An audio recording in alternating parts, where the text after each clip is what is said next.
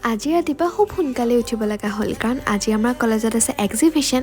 আনফালে মোৰ ৰুমমেটে যিহেতু ক্ৰচিটৰ কাম কৰে তাইকো অকণমান পেকিং কৰাত হেল্প কৰি দিব লাগে আৰু তাইক গোটেইখিনি কৰি দি মই আকৌ কলেজলৈকে বুলি ৰেডি হৈ আহিছোঁ আৰু কলেজ আহি পাই চিধা এক্সিবিশ্যন চাবলৈ আহিলোঁ।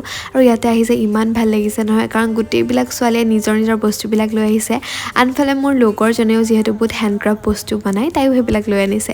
আৰু চাওকচোন আমাৰ কলেজৰ অডিটৰিয়ামটো গোটেই ষ্টুডেণ্টেৰে ভৰ্তি। পিছে এয়া অকণমান চাট খাবলৈ মন গ'ল, ভাবিলোঁ লগৰকেইজনী আছোৱে যিহেতু গোটেইখিনিয়ে মিলি ধুনীয়াকৈ খাওঁ।